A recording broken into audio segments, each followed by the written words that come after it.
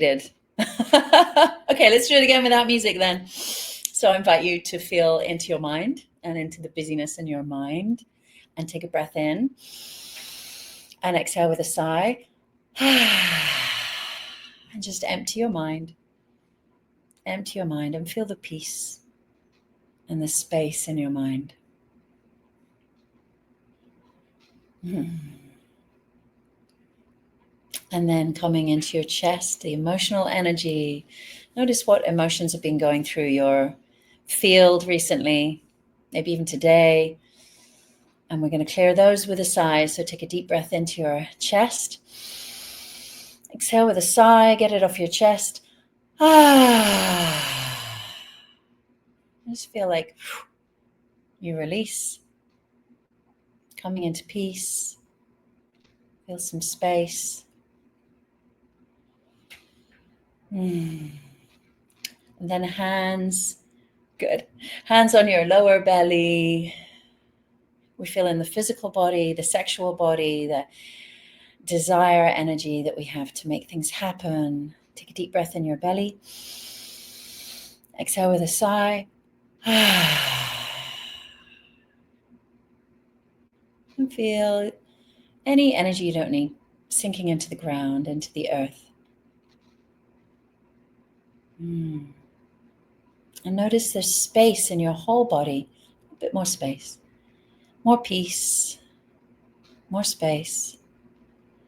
And then feel the space around you as well.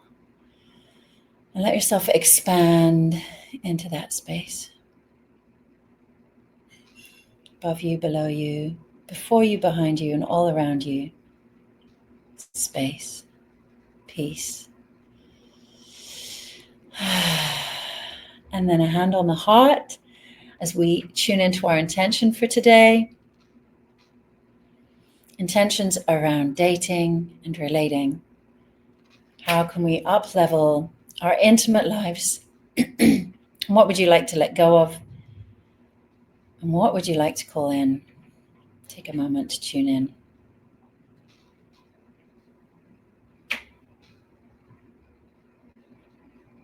And imagine that you're there already, and how does it feel? What is it you're longing for? There's always a feeling. Love, resting in someone's arms, sharing the joy of life with people, with someone, fulfillment of our deepest desires. How do all these things feel?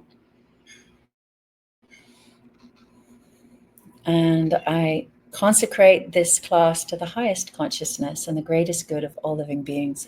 I call Great Spirit into the space. Please use me as a vehicle. May this space be blessed. Aho. Good. Great. So welcome to everyone. Thank you for being here. And my name is Shashi Solluna, if you haven't met me before. And I'm opening up a conversation today on wounds to wisdom, on dating, relating, connection, and intimacy. So this is a huge topic for so many people. And it's also something that's changing a lot. The landscape of dating is really just transforming very, very rapidly. So today, what I want to look at is what is the old paradigm? How are things changing? And what can we do to create more of what we want? Does that sound good? So I'd love for you to go to your comments and write in just in a brief word, maybe 1 word, 3 words, just one line of your intention today, so that we can tune into the field. And while you're doing that, I will turn off my aircon.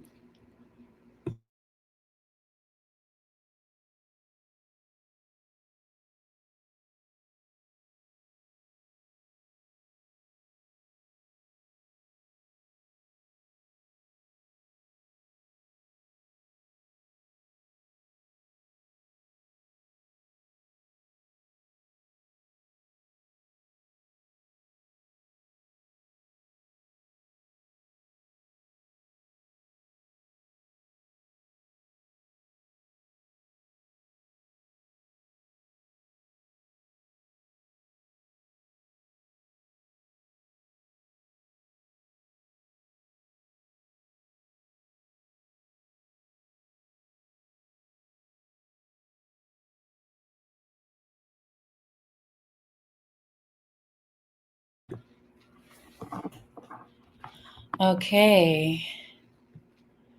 So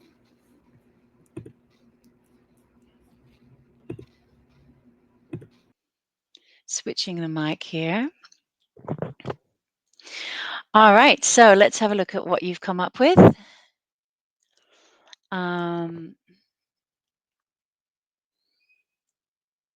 So to find more authenticity in connecting with my partner, new perspectives, my intention is to learn.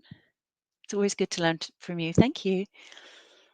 Just now, when you said, imagine what you want from intimacy, I really imagine, but it feels so far away. So let's vision that together. Find the courage to trust in finding love while staying true to myself. That's such a good one. That's such an.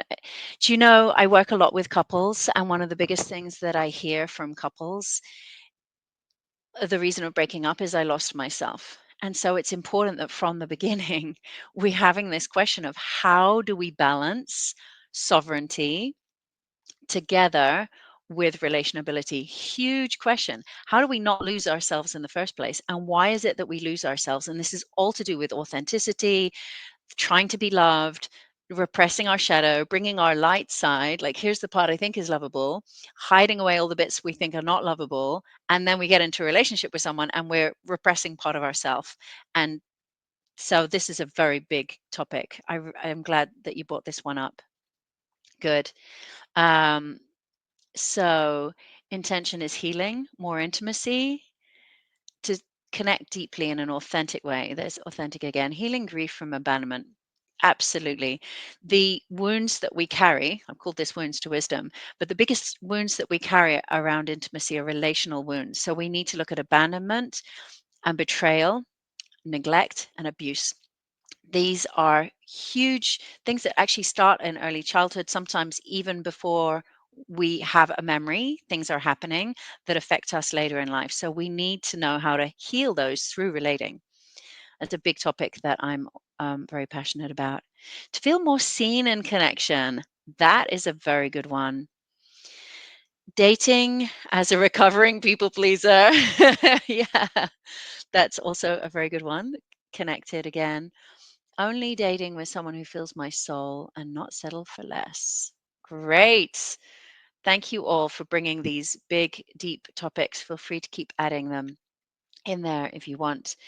I'm getting them from all these different channels here. So yes, dating. I've often run events on Live Tantra. Me and my team on a variety of topics. We've done Kundalini awakening, men's work, women's work, couples, all kinds of things. And when we were tuning in this year, what we wanted to do, we were like, dating itself is becoming more and more problematic and complicated. And, there are things like incel and voluntary celibates and lots of resentment being built up there. Dating apps look like they were going to save all the world problems. Like on paper, it looks so good. Like, oh, you can just meet people so easily, but they're bringing more problems than solutions. And intimacy is becoming really complex for people. So we really felt like, okay, we have such amazing teachers on Live Tantra, and we thought, let's bring them together and get all of their voices. Today I thought I would just do a webinar looking into the topic itself. And so there we go. I've got some slides here, but I'm mostly going to be talking. But just I want to talk a bit about modern dating first, of like, the old paradigm that we're still carrying in modern times, basically. And the first one is the trajectory towards forever.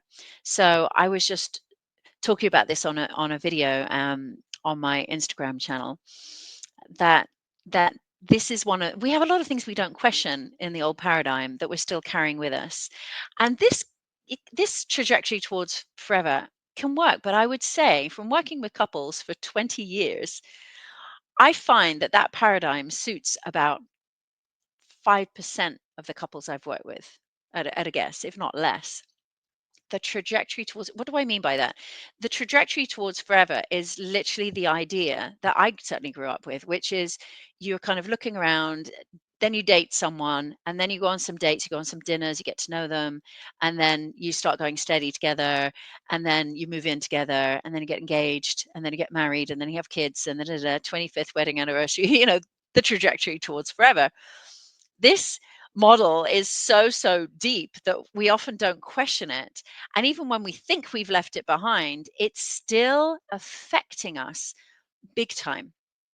I noticed the one of the times it affected me was after a 9-year incredible relationship where I was married in my 20s with a fantastic shamanic healer living in the jungle. It was an amazing time of my life. It was a very growth filled relationship. He was my first tantric lover. It was an amazing time.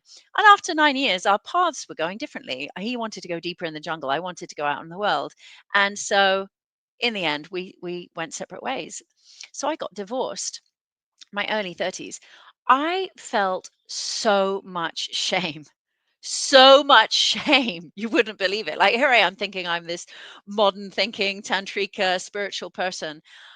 It was unbelievable how much shame hit me that, like, I am divorcing and that this didn't work. But it did work. We had so much growth and so much development, amazing lovemaking, such a spiritual journey together.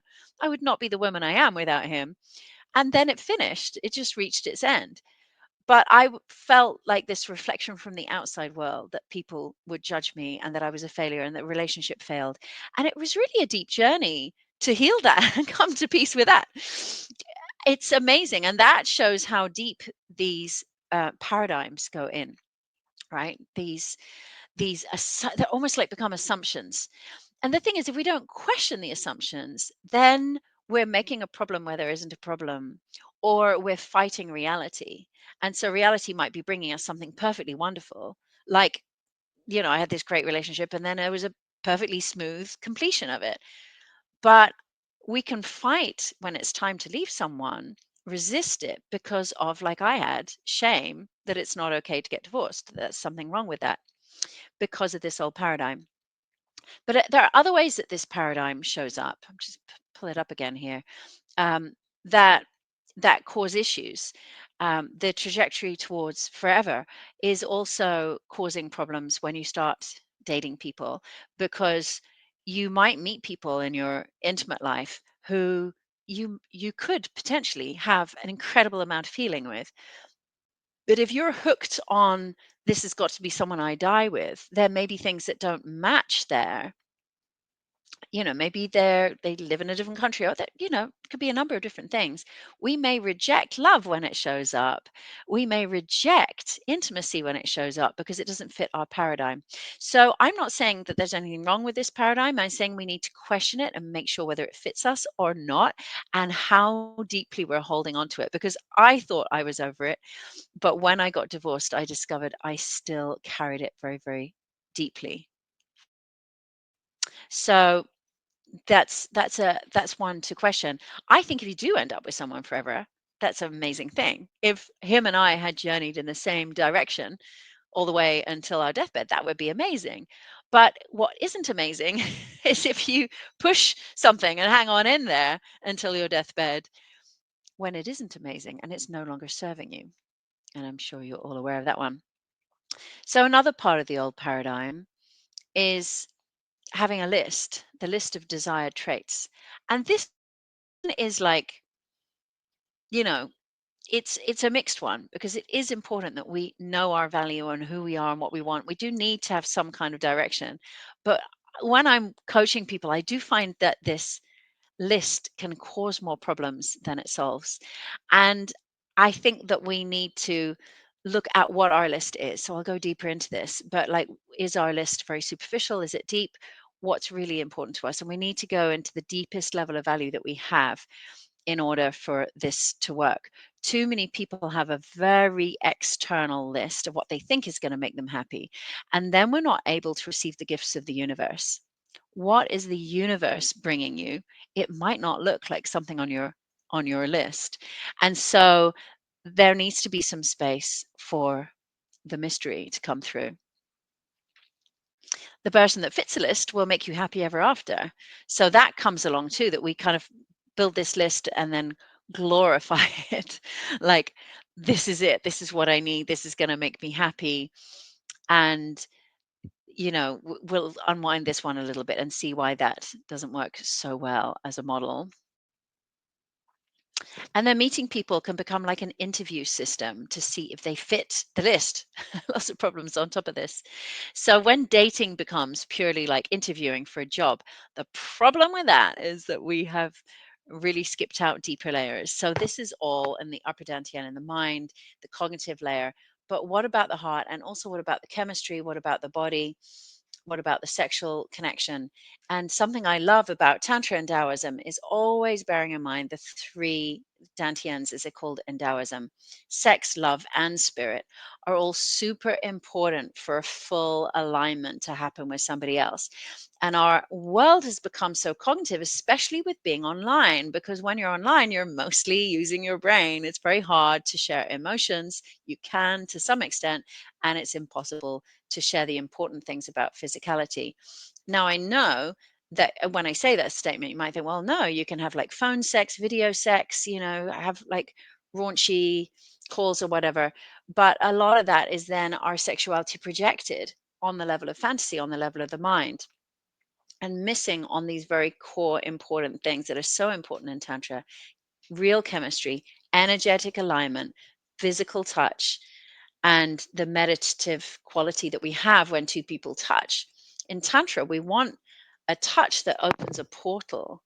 It's not just pleasure as an indulgent thing. Like, pleasure is seen as an indication of a meditative state being entered, where through the chemistry of touch, some people will touch you in a way that you enter into an altered state, that your heart opens, that your body surrenders, that you leave behind the daily grind and go through a portal and enter into another realm. And that's so important in Tantra.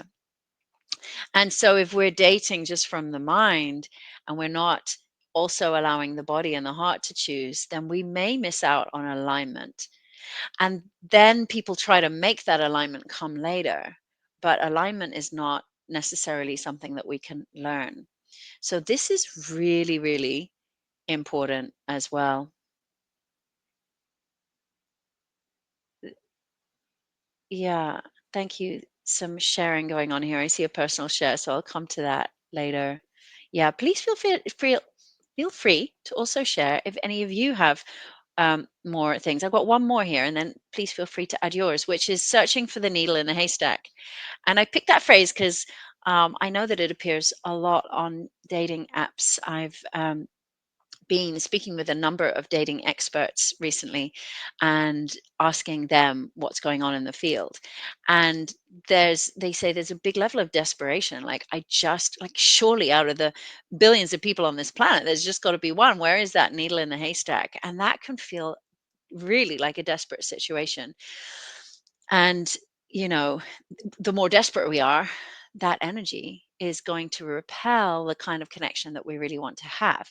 At the same time, we don't want to just like cover over our pain body and be like, yeah, yeah, I'm cool, I don't need anyone, and develop a false level of independence. We want to tap into the vulnerability of the longing, but also hold space for it. This is really key. If we can hold space for our own longing, then we can allow ourselves to hold an open heart space, which is going to attract really the kind of meetings and connections that nourish our soul. If you have any to add to my list here, feel free to put them in the comment. Any other things in the old paradigm that you feel are not working that we want to dismantle, then feel free to add them in. And then I want to look at what the reality is. So that's a bit about the fairy tale dream, right? We're going to find the one. And that is, forever doesn't suit everyone's lives anymore. So, our grandparents' age of dating, even our parents, was so different from ours. I often think about like my grandparents in Ireland.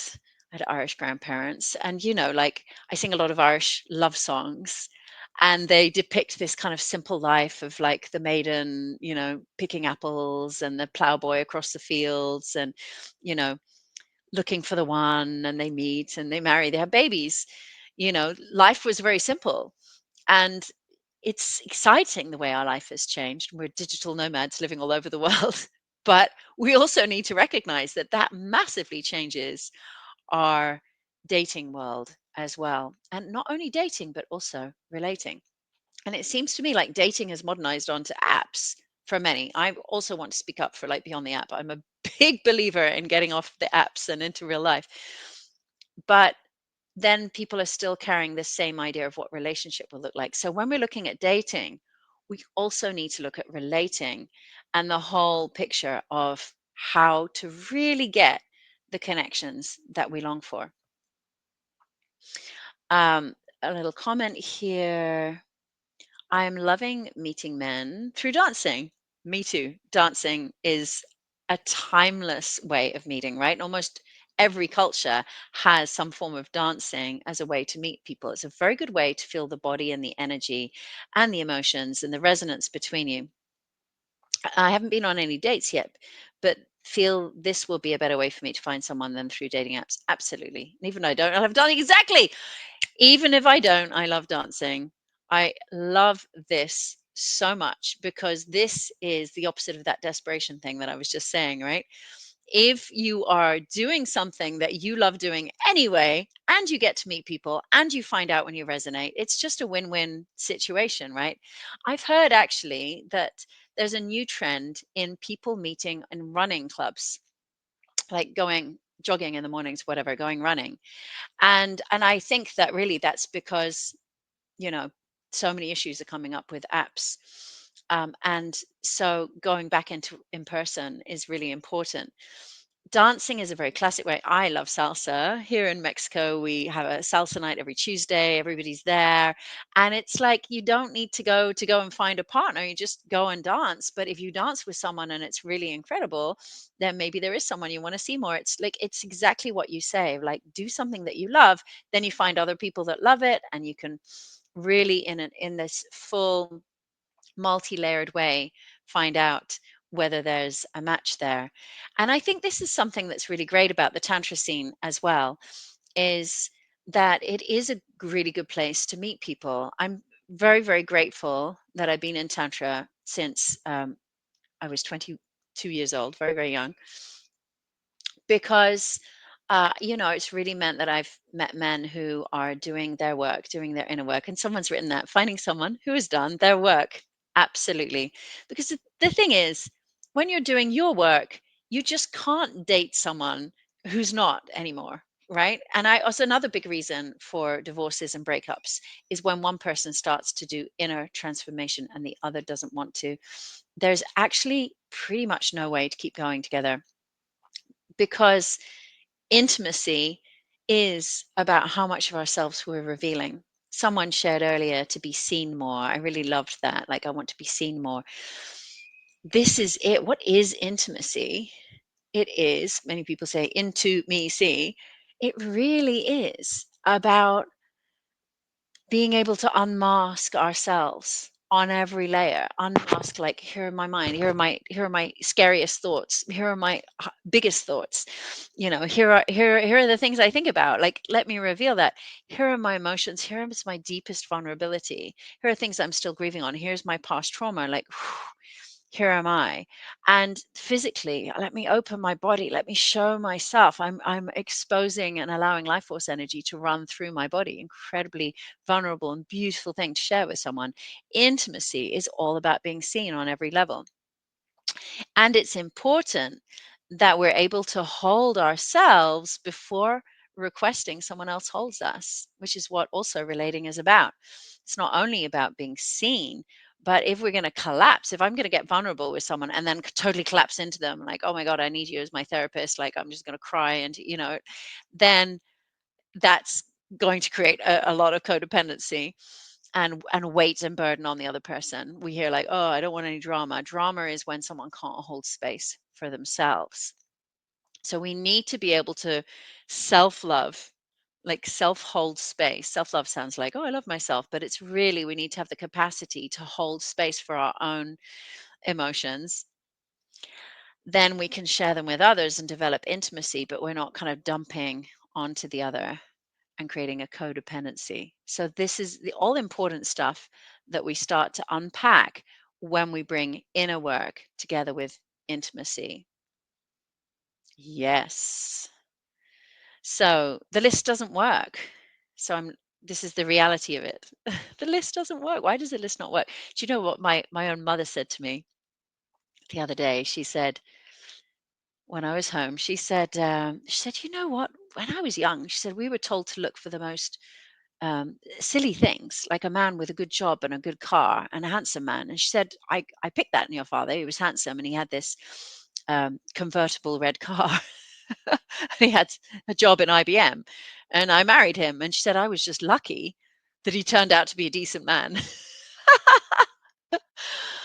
I thought that statement really landed with me, like, oh my goodness, it's true. Like, what a terrible list to have. If your list is all superficial things, I mean, of course things matter. Like, you don't want somebody who's like, not got any money when you have stuff. There are physical things that really matter. Of course there are. But if that's the only thing on your list, then you are very hit and miss with intimacy. Because of course those things are not what make us happy. Those are not what make a good relationship. And so that's why the list needs to be secondary to a whole bunch of other things. The list doesn't work. Be wary of the list. It's still very popular to make the list. The person, and here's another thing that I'm going to burst the bubble of, the person that does fit the list will trigger you. So this is another big thing. So we make these lists. People make these lists and they think I'm going to get so happy when I find the person who ticks off all these boxes, and they find that person. They're like, yes, they've got this and this and this. And then boom, you start getting triggered by that person. And in our old paradigm, that's a problem. In our old paradigm, if you get triggered, if you have conflict, it's all fallen apart and you feel like, oh, what happened? I thought they were this perfect person and they're not because I'm triggered. But they are. They're the perfect person. So triggering, this is a really, really big piece for conscious relating. Obviously, we don't want a relationship where we're just triggered the whole time, but there is something tremendously important about triggering. I'm going to come to this in the last part of how to really cultivate the relationships we want, including triggering, but also not getting lost in it. We can end up in patterns that cause suffering again and again and again. And this is a really important one for us to explore. And this is a very key part. I call this wounds to wisdom. What are those patterns and how do we deal with them? And this is not as straightforward as it sounds, because sometimes we see a pattern. I don't know, say you're always attracting someone with an anger problem, and then one day you realize, God, all my boyfriends, all my girlfriends, whatever, are angry people. And my father was angry or my mother was angry, and that's a pattern, and I don't want to have that anymore. The big question is this: can I heal this by just going for super gentle people, or do I need to learn how to alchemize this situation? Is something I can change in myself that changes this whole anger dynamic with someone? This is a very deep question. I'm not going to answer it just yet. I'm going to drop it in here. I will come to it, and I'm going to quickly look at comments. Thought at 52, after so much, I need more friendship, but sex is here. Great. I was just having breakfast with a tantrika friend who was talking about, we were talking about 70-year-olds and 80-year-olds we know who are still happily dating. We're breaking a lot of myths. Here's a question that I'm not going too deeply into, but the question is, do we really get bored of sex? Do we really sort of get less interested in sex as we age? Or do we think that happens because many of the people we see who are older have been in the same relationship for 3 or 4 decades? Is it the age that is diminishing the sex drive, or is it the relationship that diminishes the sex drive? That is a question for you to ponder.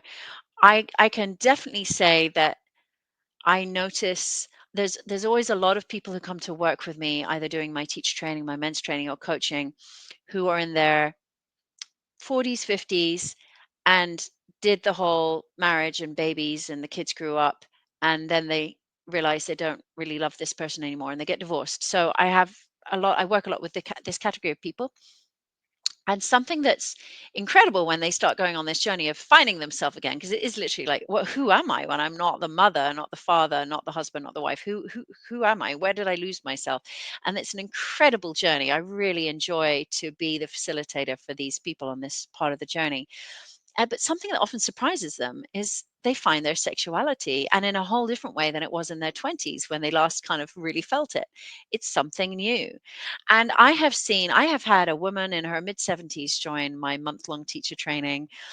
And I also had a delightful woman, and I think she was like mid 60s, who'd come out of a divorce of a marriage where she'd literally never had an orgasm, and she was using like a little squirter in a toilet cleaner, and then gave herself an orgasm, and then she said, two orgasms and one divorce later, and now I'm here on your training.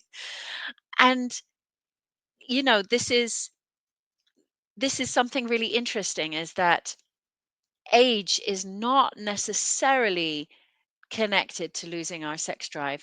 It may just be that we choose patterns of stagnation.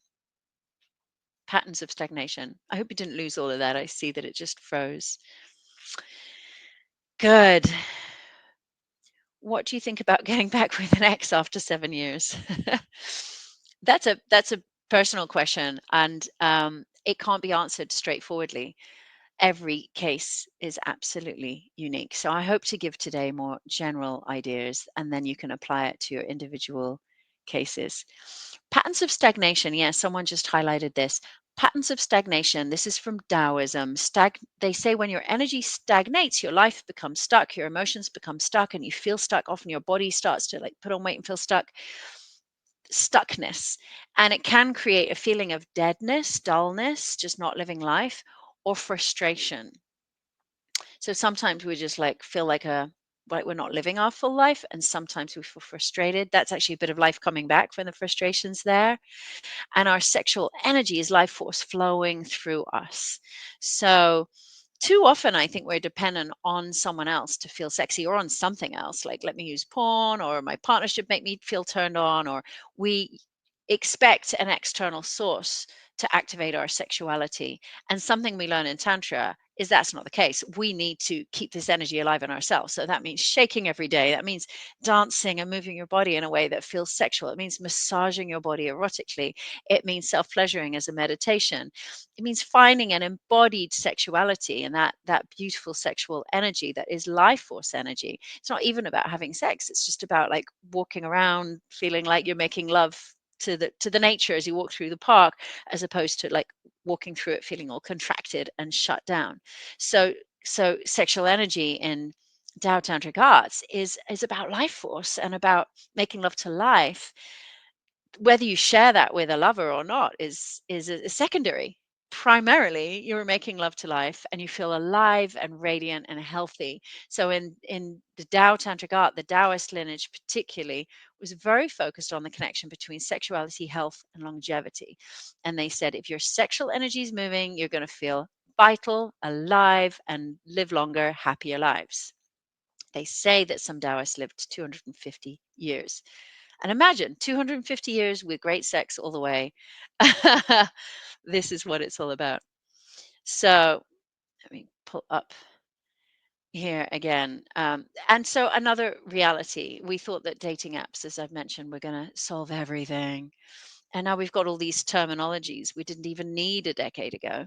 Ghosting, like people texting you and starting up what feels like a relationship and then just vanishing. They can just block you everywhere, vanish, and create massive abandonment wounds.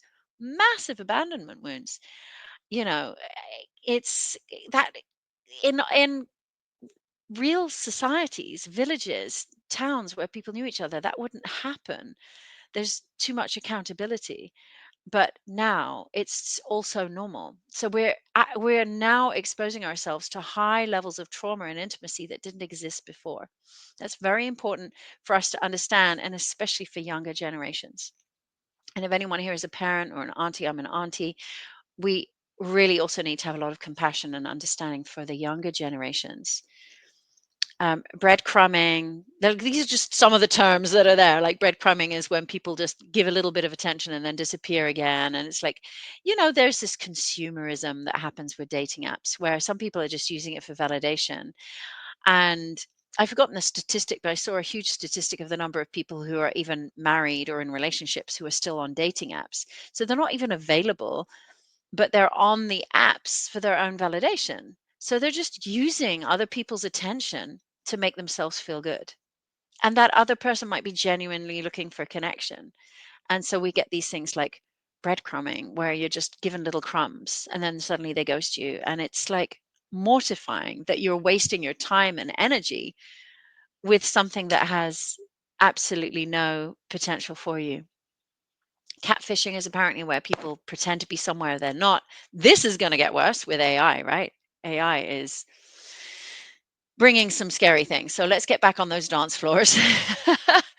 Love bombing, that's when people come in really strong and they touch all your, ancient places that have been longing, and you feel like, oh, this is the one, this is the one. The trouble with the online world is that people can act in ways that they wouldn't in real life. They can be ruder, and they can be more loving than they would dare to be in physical presence. And so you might meet someone and feel like, oh, they're so loving and amazing, they're warm, they're generous, they're sexy, but then you meet them in person and they're not able to sustain or hold any of that. It's too cheap. Being online is too easy. There's no barrier to entry. And that's why people are on the internet arguing away and shouting and being rude and big loud voices, who wouldn't ever have the guts to go into like a real debating chamber and look people in the eyes and speak up their opinion. It's too low. There's no barrier to entry. So this is really crucial. Your heart is the most precious thing that you have. Your sexual energy is like your currency. Your heart is like your gold. These are very, very precious things. Your time is the one resource that you're never going to get back again. And so who you give your intimate energy and time to is tremendously important. And the fulfillment of having deep, open-hearted, loving, energetic connections with others can be one of the most fulfilling things. It's why we have a world of movies and pop songs all about love. It is really precious. But how do we find the real stuff in a world that's full of consumerism and fakeness? The whole swipe, swipe, swipe thing feels like shopping on Amazon. And so that makes people go into a consumer mindset where next, next, it's no way to treat a human being. And we would not do it in person. So it's really important that we bring back the value for ourselves and create the value in our connections. And it is really possible as well. So I'm going to spend the last little part of this webinar here together looking at how to do that. Shall we do that? Another comment here. Attachment theory seems to be a prominent topic these days and does seem to be a dynamic I've experienced in recent times and has triggered the anxious in me. Yes, it is indeed a very big topic. I remember studying this. I did psychology at Oxford, and I remember studying this uh, decades ago. And it wasn't so much in popular culture. Now it's really big. And I'm happy to see that, because it's not the only thing, but it's helpful. So for those that don't know, I don't, probably everybody's come across it by now, but for those who don't know, attachment theory is all about how strong and stable our attachment was to our caretakers, primarily our mother, but all our caretakers growing up. And that stability has to be a combination of closeness and freedom. These two most important needs we have actually in intimacy, in relating. No matter how old we are, we long for closeness and freedom, right? And Esther Perel often talks about how we get that closeness in our stable relationship, but then we're frustrated and we don't have that feeling of adventure and expansion, and often that drives people into an affair. We need both, and we can have both from the same place. And good parenting according to Bowlby's research, had that combination of both, where you knew your parents loved you and you could always go home to them, but they also kind of sent you off into the world and were like, go play with friends, go try out this new thing, but you knew they were there for you and you could return home, resource with them, and then go back out again and play. This combination creates what we call secure attachment, and it's what we want to create in our adult relationships too. However, our parents might not have read all the right books, and sometimes we got a lot of times we got dysfunctional or less than perfect, should we say, parenting. And so we might have been over coddled and cared for. And then we feel insecure about going out, and we might get very jealous in relationships, feel very anxious about our partner.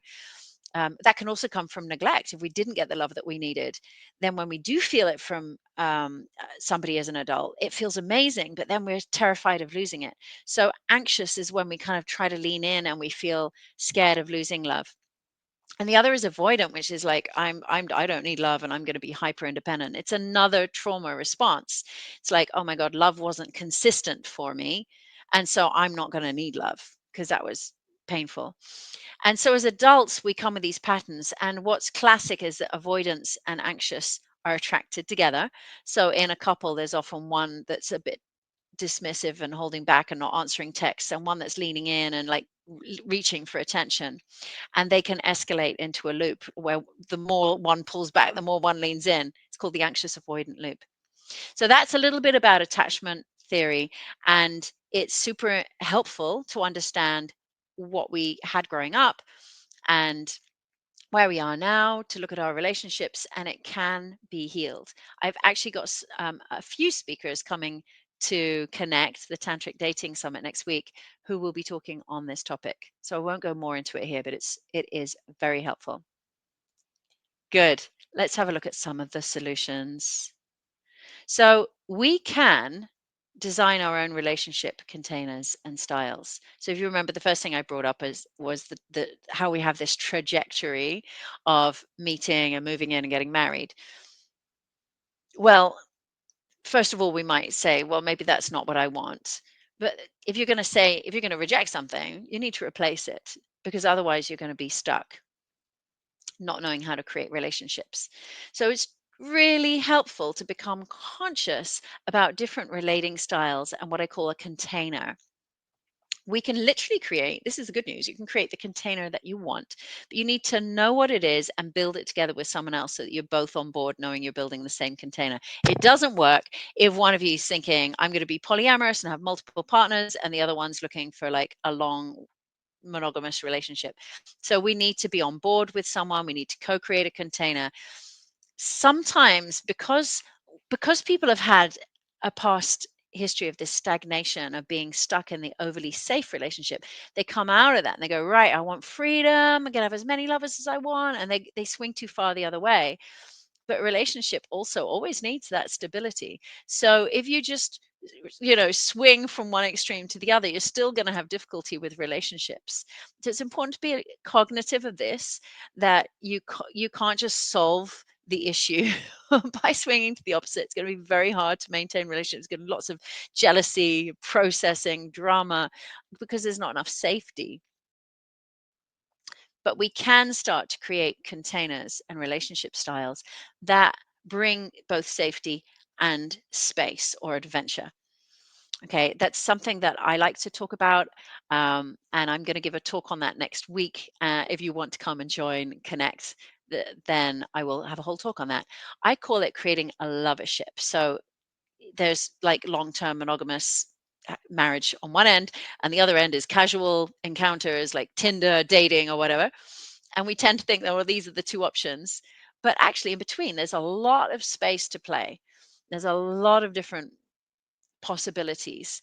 And I came up with at some point this idea of creating a lovership, which is creating a container with someone that you feel love and alchemy with, but it hasn't got the trajectory of forever. Maybe you just have 6 months, maybe you meet, you're traveling. I've done a lot of traveling. You have 6 months together in Mexico and you say, let's have a 6-month container. Let's set an intention for it. We'll decide if we're completely closed container, we're just going to be with each other, or we're open, and to what degree we're open.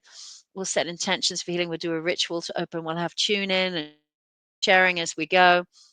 we'll have a closing at the end, and then we'll have a post closing. When we move apart, we'll have a follow-up integration process. So just like you design a workshop, if you're a facilitator, you can also design a relationship. So I'm going to give a talk on that because I find this to be really liberating, enlightening, fulfilling, and yeah, a very beautiful way to create meaningful relationships. And you can also be creating a lovership with someone for like 3 months and then close it and then go about your own separate lives and just have so enjoyed it that you come back and create another one. So you might end up relating with someone for a long time, but only because it's so good, not because you are just, assuming that forever is the best way, if that makes sense. Yeah, instead of a list of external factors, we focus more on how we feel in someone's presence. This is crucial. I shared this with my young nieces years ago when they started dating. I said, never mind just the external things of like, is the boy top of the soccer club or the intelligent one, or his parents are rich or whatever, but or he's good looking, of course. But how do you feel in his presence? I tried to teach them this one thing. I don't know if they listen to their auntie or not, but this one thing, how do you feel in someone's presence? Because instead of looking externally of like, are they this, are they this, are they this, are they this, our body is the most accurate vehicle of truth and trust that we have. Not our mind, not our projections, our body. Our nervous system will literally show us how we feel in someone's presence. If someone ticks your list perfectly, but you're always feeling stressed or contracted, you can never be authentic with that person. And ultimately, we're in relationship to meet ourselves, to be our authentic selves. Many of you said, I want to be authentic, I want to be seen.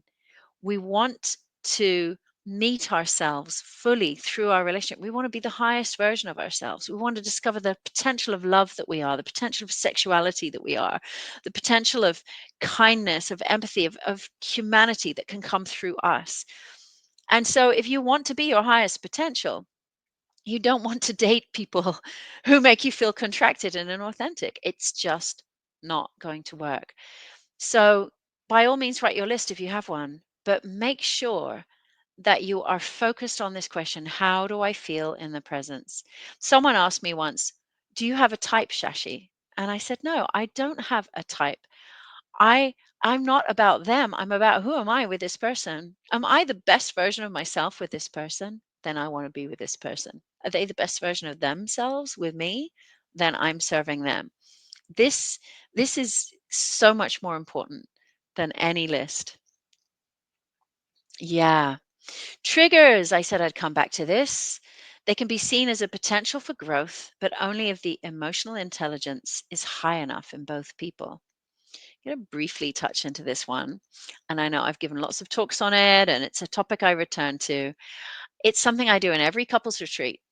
I start by talking about how do we create a trigger drill, like a fire drill. We don't wait for the fire, we already have the drill. We don't wait for the trigger, have the drill.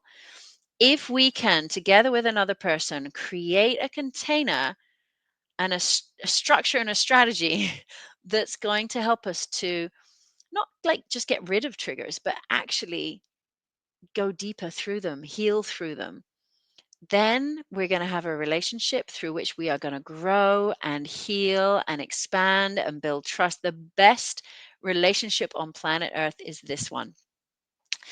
So actually, you don't want to be in a relationship where you never get triggered, which is unlikely to happen anyway. The Gottmans, who are the world's leading scientists, researchers in relationship, they actually do like scientific experiments about relating. They found out the happiest, healthiest couples do have conflict, but they're also really good at resolving it. And this is what builds trust. So sometimes people have a conflict and they're like, oh my God, it's all gone wrong. This relationship sucks. No, it hasn't gone wrong. This is your opportunity to go deep. But that takes emotional intelligence. It takes two people, not one. It takes both people to have that desire and that emotional intelligence. And emotional intelligence is something we build, just like you can build cognitive intelligence. You can build emotional intelligence. And It is by using techniques, many of which I teach, many people teach them, techniques of how to resolve conflict, how to have communication, how to use triggers to see where the trauma is, how to become curious about each other, and really want to do this healing together. This is phenomenal. If you find another person that triggers you just enough, but you have a bigger level of emotional intelligence, that container is stronger than the triggers, then you can do a tremendous amount of healing. You don't want to be in a relationship but you're processing all the time. I've seen that. That's, you want to have fun, you want to go running together, go to salsa together, meditate together, do fun things. And you also want to be able to do the work. Yes, emotional intelligence. Good.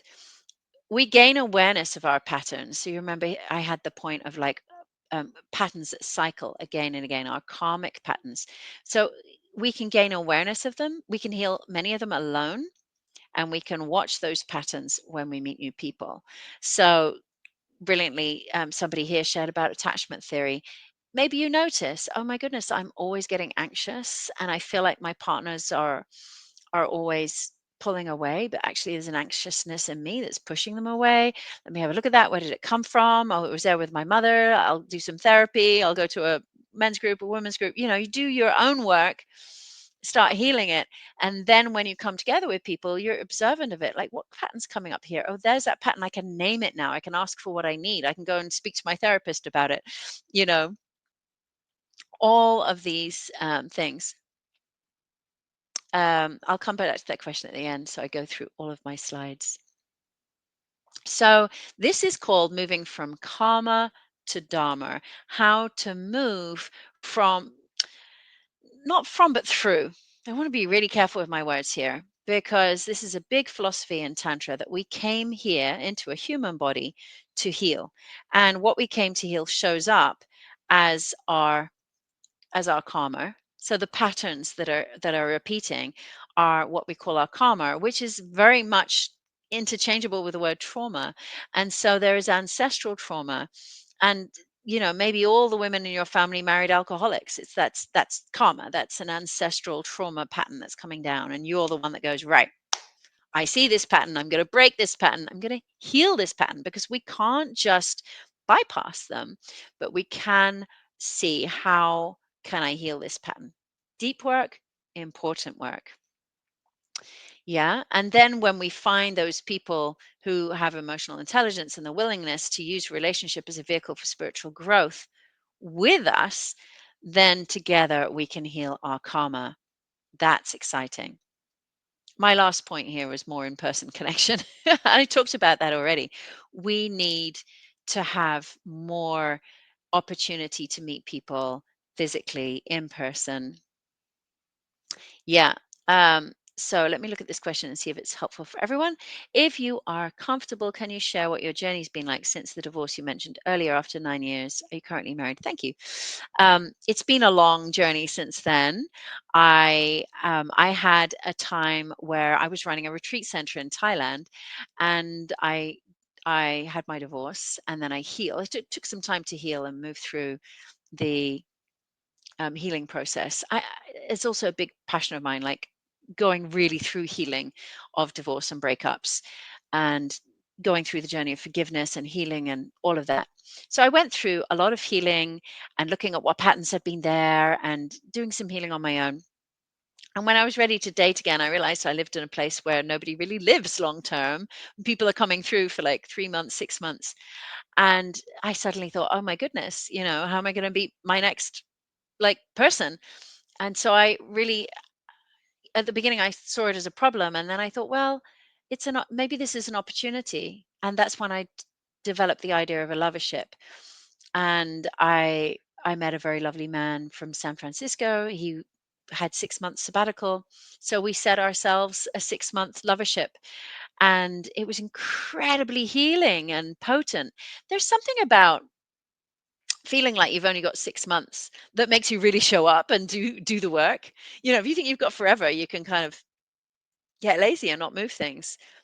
In fact, I think we started thinking we had 3 months, because I remember him changing his ticket and changing things. So we set like 3 months, and then he had to do a visa run, and then there was another 3 months. And we ended up actually having way longer than we thought. It did reach a point where it was a choice between moving to San Francisco or staying in Thailand. And in the end, I chose to stay in the world that I was building up of a retreat center and my work. And not an easy decision. And I don't know if that, when it's right and when it's wrong. So yeah, so I've had, since that divorce, I've had some shorter, deep and meaningful connections. I had another longer one of 8 years, um, and married him as well. So it's been a journey of both. I've really known many different relationship styles. I want to just wrap up here. So I hope that was interesting or helpful for you. um, I just brought this principle that I shared just now, that this is what it's really all about in Tantra, is moving from our karma to our dharma. How do we heal? And I have a phrase that I often say about healing, is that all pain came here to be loved. If you've heard me speak before, you've heard this phrase. I say it all the time. All pain came here to be loved. I say that again so it really lands, because we think that pain needs to be got rid of. We need to fix it and get rid of it or ignore it. But pain is a wake up call. And the trick is, what are we listening to here? Everything that is hurting us needs to be needs some love in some way. It doesn't mean we have to stay in it. You might be in an abusive relationship. You don't just sit there and think, how do I love this abusive person that's beating me up? That's not what I mean at all. We get out of that abusive relationship, but then we take time listening into our inner child and feeling, what is going on here and how can I bring love to this that's hurting inside of me? This is our ultimate journey, where we are, for all our ancestors, we are healing trauma that has been passed down for generations. It shows up probably the strongest in our interpersonal relationships. And hence, we can't look at dating as consumerism. We can't look at it as just get this app and swipe, swipe, swipe, and find the list and find the needle in the haystack and we'll be happy ever after. It doesn't work, because the bigger universal truth is, we're not here to consume happiness. We're not going to buy it. We're not going to find it on a dating app. We are here to heal. And interpersonal relationships are going to trigger us. They are going to show us where our pain is. They are going to show us our shadow. But with the right tools and the right choices in our dating in the first place, and then the right tools and the right relationship containers, we can actually start to heal that pain, heal those wounds, and start to create happiness from the inside, not from consumerism, but from our own creation. And that is how I want to shift the paradigm of dating. If you're not there already, I know many of you are already deeply on the path of consciousness, but this is the paradigm shift. Is this is not something we're going to consume. We will never find it there. This this is our healing journey. Yes. And if you want more, to join me on more of this healing journey, I am hosting a whole summit of 5 days on this. Now, I know 5 days sounds like a lot, but you don't have to join everything, of course. We've got 35 speakers here, but you can hear just from this 1 hour, there's so many deep topics here. There's the attachment theory, there's the relationship styles, there's actually going on dating apps or meeting people in person. Like, how do we actually bring back the art of flirting, and how do we make it safe to do that? And how do we know when we're trauma bonding? How do we know when we're really meeting a good partner for us? So many questions. And I have brought together, I've been working on this for like 4 months now, interviewing different speakers and experts in the field. I've been talking in depth with each of our speakers. I don't just kind of throw people in the mix. I really curate my online events. And so each day has a theme. Like the 1st of May is all about clearing old patterns. It's all about like, how can we make sure we've done forgiveness all the way through, cleared ancestral knots, looked at our ancestral trauma, how can we clear a lot of the crap away so that we're starting to attract at a higher level. Day 2 is all about self-love. I call it unshakable self-love. Like, we how do we really love ourselves? Like, how do we do that inner lover part, so that we're not coming from an empty cup, but from a full cup. Day 3 is about dating itself, like whether we're using apps or in person, magnetism, attraction, flirting, seduction. Are we using our sexual energy? Are we projecting? How do we magnetize from the right place and really attract in the right partners? Day 4 is about choosing. Like, how do we spot red flags? How do we spot green flags? What's the right person for me to do a healing journey with? Really finding, and what's the right vehicle for us to have? How do we create the containers? And then the last day, May 5th, is all about creating amazing dates. And a lot of you said authenticity. How do we make a date where we can both be authentic or explore different facets of ourselves? Like dinner and wine, it's so, one thing. There's so many other ways to connect. So how do we actually create an incredible dating life that brings us intimacy and connection that we long for? So if this topic has interested you today, and I guess it has, because I see that you're all still sitting here. That's amazing. Number of people still here, even with my Wi-Fi and my audio not being perfect. Thank you for sticking on through and joining in this conversation, and thank you for bringing all of your comments as well here. Um, it this really is an important topic, and I want to invite you all to come. It's a free event, by the way, so all you have to do is sign up. It's on livetantra.com. You can go there and find Summit. You can go to connect.livetantra.com. You can find it on my Instagram. Easy to find. But come join us. And I also want to invite you to bring up this topic with your friends. This is not just an online world, it's an offline world.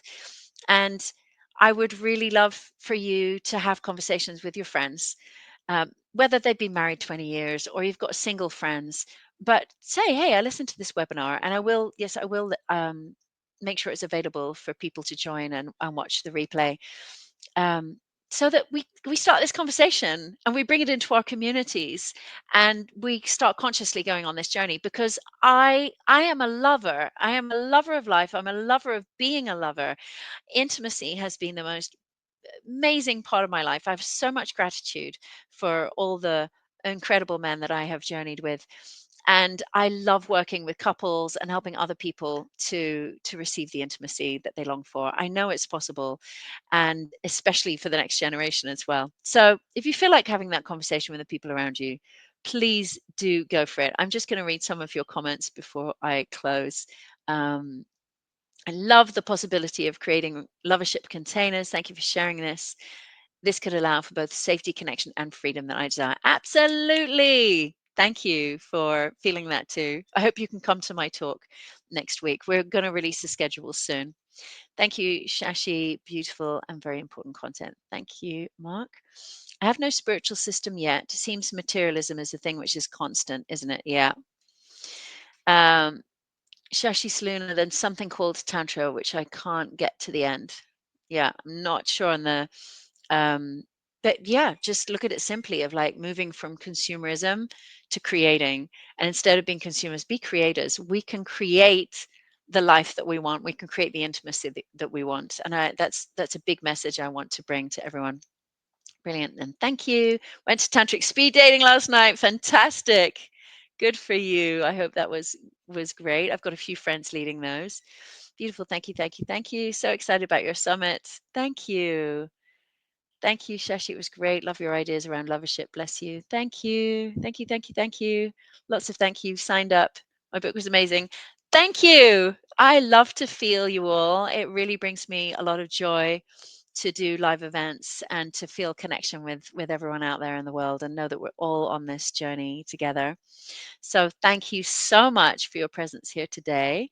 And I hope to see some of you, if not all of you, next week. I will be holding a sharing circle every day on Zoom.